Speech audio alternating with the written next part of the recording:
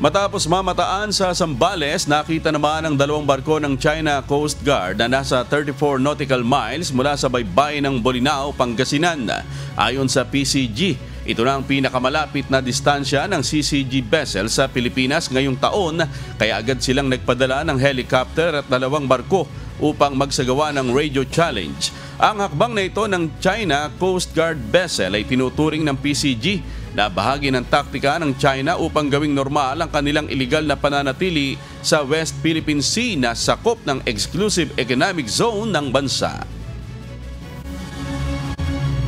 We still don't know where will be the final area na kung saan maglalagi itong China Coast Guard vessels na to.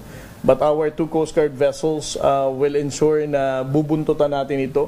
At gaya ng ginawa natin sa mga China Coast Guard na nakadeploy sa Zambales, this will also be challenged vigilantly by our Coast Guard vessels.